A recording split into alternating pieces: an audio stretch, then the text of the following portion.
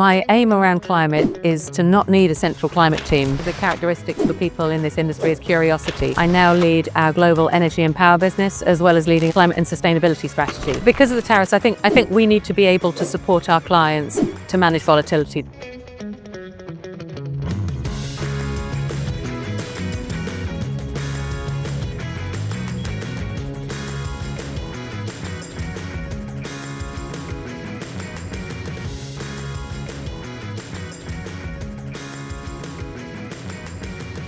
Hello, my name is Jason Reichl, and you're listening to Risk Management Brick by Brick. I'm fascinated with people who are helping build and maintain the physical world around us. On each episode of this podcast, we'll dive in with a risk manager, speak to them about how technology plays a role in this process. Thank you for joining me on Brick by Brick. I'm excited to talk to you about, you've done lots of conversations here at Riskworld. Why don't you start about how did you end up in your current position? What's a little bit about your history? I like to talk about that because a lot of people, their way to the insurance industry is very unique and it doesn't always follow a direct line. So I think that's absolutely right. And especially people of my generation, we haven't necessarily seen as insurance as a career path. Many people in my generation fell into it. yes. And I'm one of those. Yeah. So I was working as an environmental consultant and was moving geography and needed a job and saw a job at Marsh advertised for an environmental insurance broker. So it was, I think, a path that's familiar to many. Needed a job. It was the right place to land and never looked back since. So What's kept you in the insurance industry? What's exciting about it to you? the fact that there is so much opportunity. So from that first entry-level job that I had over 20 years ago, I've held a number of roles. I've held geographical roles. I've held global roles. I now lead our global energy and power business, as well as leading our global climate and sustainability strategy. And there's just been so much opportunity to learn new things, work with different people, with complex clients. It's always challenging, and I'm always being asked questions I don't know the answer to, which I love. Yeah. One of the characteristics that most people say that it takes to be successful in insurance is curiosity, right? And that there's many different ways to look at it because it is a business. It is about protection. It is about all of these things. And the intersection of business and mitigating risk is a very interesting, curious place to find yourself. Let's talk about what's your strategy in 2025 right now for climate. Let's talk about what some of your strategies are. So I've said for a long time that my aim around climate is to not need a central climate team, because thinking about extreme weather and how extreme weather is changing should just be the way people do things around here. It should just be embedded as all of our colleagues think about risk. You don't need to understand, you don't need to have a degree in physics or meteorology to know that we're experiencing more extreme weather and that we need to be able to respond to that. So two sides of the house. One side of the house is how are businesses decarbonizing? For many businesses, we talked about construction, we talked about building materials. They're going to be using new building materials. Do we have the right insurances available to cope with those technologies?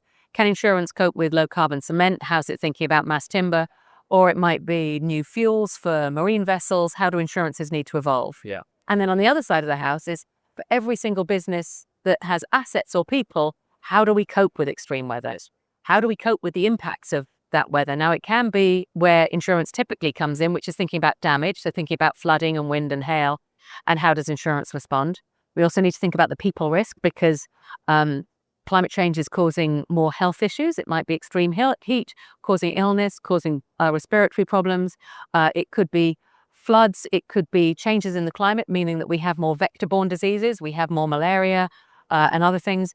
And then there also, do we still have access to the same resources? So if you are using a lot of water in your manufacturing processes, do you still have access to water to make your fizzy drink or to grow your crops? So my ambition, you said, what's my ambition for 2025? I think is a little bit ambitious to say I'll get it done this year, but is to have all of my colleagues in the insurance industry owning those issues. And when they're bringing their curiosity to challenges, they're thinking, how does insurance need to adapt to cope with this new risk? And how do I need to be advising my clients so their assets remain economically insurable into the future? Yeah. One thing that, when you were speaking that made me really curious is how do you move legacy industry that is slow to adopt these things? Like you said, I totally agree.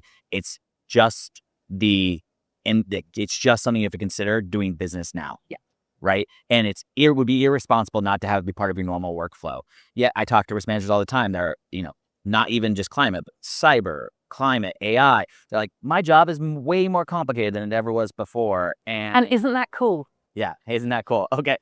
And I mean, that's where I go. Welcome to the bigger table, right? Your role has become elevated. That is spot on. And you said that one of the characteristics for people in this industry is curiosity. I would say curiosity and collaboration. Yeah. Because the skills that we have as risk and insurance professionals is that we need to be able to we need to understand the entirety of the business. And increasingly, we need to be connectors. We've probably been connecting with the health and safety folk for a long time. Yeah. We've probably been connecting with the asset folks. We need to connect with the HR folk. We need to be understanding how they're thinking about their people strategies. We need to be talking to the technology officers to understand the data risk. So yes, I completely agree. And how cool is that? Yeah, how cool is that? All right, the next thing that they would say to me is, great, the people in construction, let's use construction as an example, the access I have to tradespeople are in particular materials, in particular this, how am I going to be sustaining my business when margins are thinner than ever, but be gaining new skills that are going to make me competitive to the new world? What's a strategy? How do we navigate that place? I think the start point with so much of this is having a clear return on investment.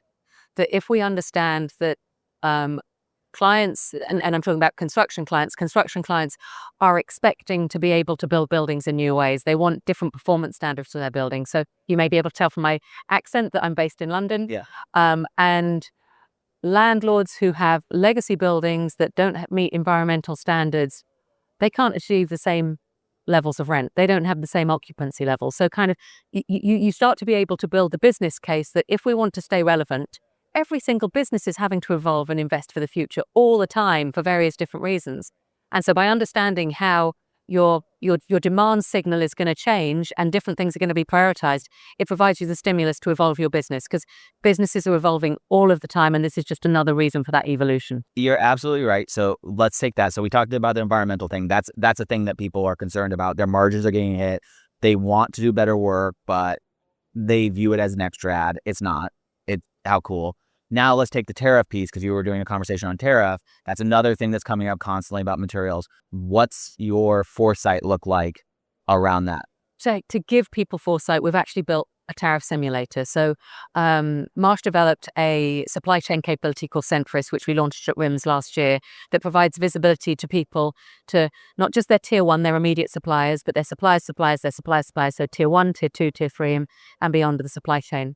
Once you have that visibility, we plug in the tariff simulator, and the tariff simulator allows our clients to understand how they may be affected by tariffs.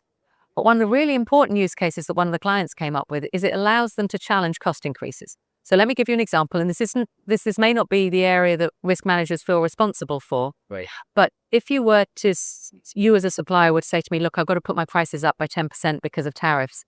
At the moment, I have no way of challenging that. Yeah.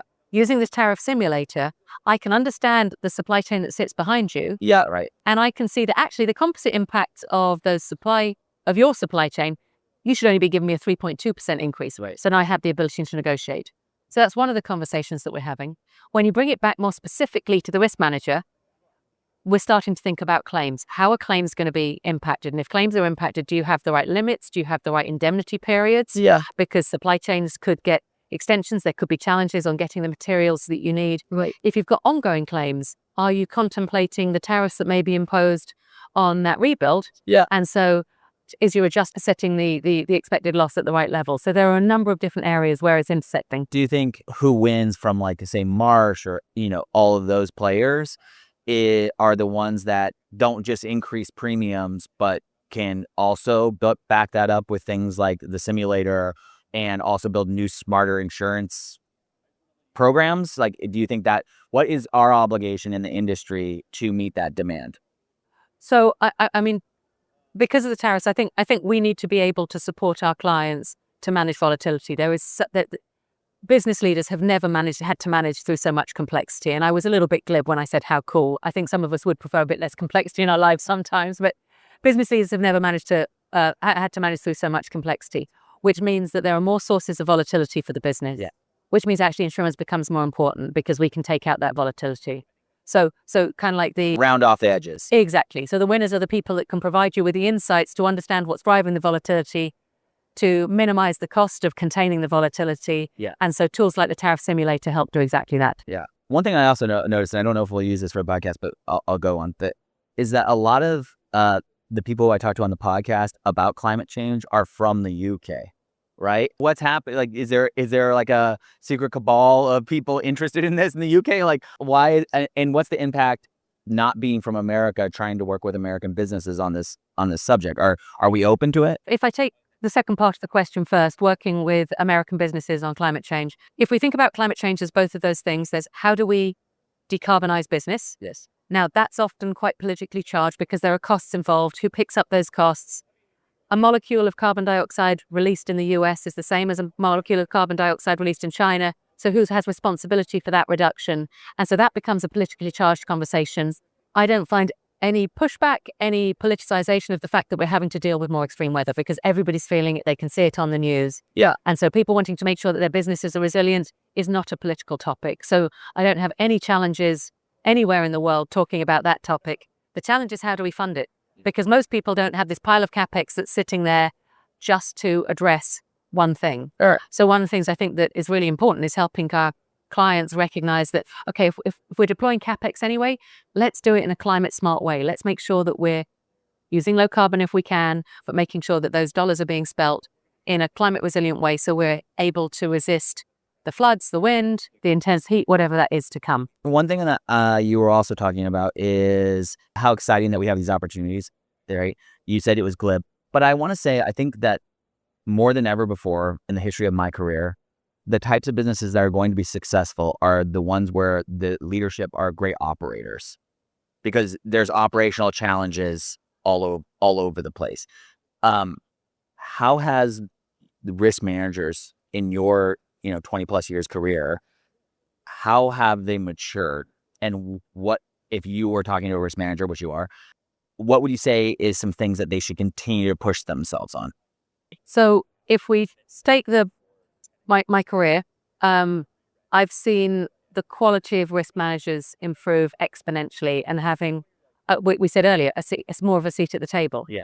That it's no longer that insurance was a department that you were sort of sent to. It's now a destination. People realize they're addressing really complex risk issues and they're part of the financial security of the organization. Right. They make the entire financial system work by providing that financial resilience. Yeah. So actually, I think insurance professionals and risk managers have really stepped up to the challenge of being a far more integral part of the business, of the overall operations. Do you think that's because risk managers have moved from being under like safety and things like that only into reporting to the CFO, and like corporate structures have had an impact on that? Is it just because it's harder to operate a business? What, from your perspective, is it everything that I'm saying is why that's happened? Like, I think it's because insurance is seen as one of a suite of financial instruments. You have your revolver, you have credit facilities, you have all of those things. How do I make sure that I have that financial instrument ready to make my business be resilient? Yeah. I also think that we've got much better at leveraging the data. So insurance buyers, risk managers have access to really good data that can provide the insights to improve the operational performance that we just said was a differentiator in business. So I think there's a recognition, either I'm not quite sure if it's risk managers and insurers have been proactive in saying, like, we've got these tools that can help run the business, or the business has been looking for help and they've said, hey guys, step up to the plate. I'm not quite sure which force it was, but I think the result is that risk managers now have a seat at the table because they have tools, they have experience, and they have an ability to support businesses to thrive. This is a complicated question. So how do I want to get into this? When you think about building new programs for insurance, and all insurance has been based on historics, and now we're in a place where maybe that doesn't make as much sense, is that conversation with internal teams conflicting, or is everyone kind of aware that this is a shift that the insurance industry needs to make to more real-time data, to trusting these data sources, to building new programs with new models that you guys have never had before? What's kind of the feeling in the room? So the awareness that you talk about is absolutely there. Being aware doesn't make it easy to solve.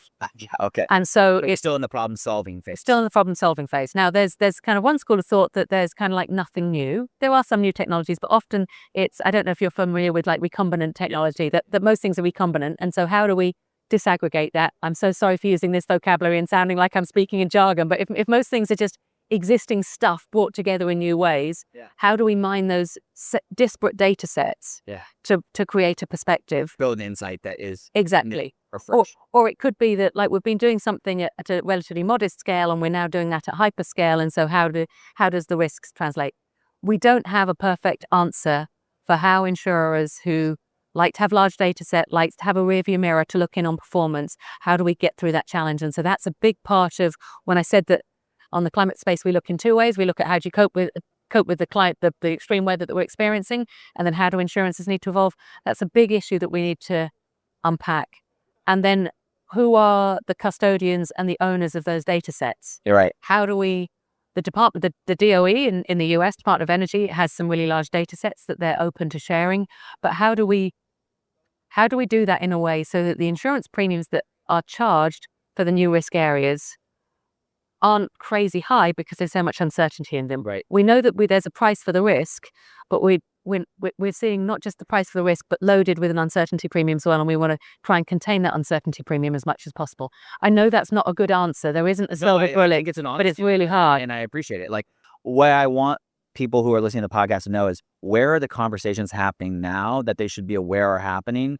And where is it business as normal? And where should they be really thinking, hey, 5 years from now, how we solve this problem may look completely different. Spot on. Yeah. We have a lot of people in university who listen to the podcast. What's a piece of advice you would give to someone who is entering into the industry today? So it's kind of building on where you started, which is curiosity. Don't think that there is a big they out there that has all of the bright ideas. We need everyone to own the issues and to lean in. So don't assume that there is some puppet master who has a master plan that's directing things. Step up. If you see problems, lean in, figure out how to fix them, be curious, and be proud of the industry that you're in, because there's so much we can achieve. Thank you very much. I appreciate it. Thank you very much. Appreciate the time.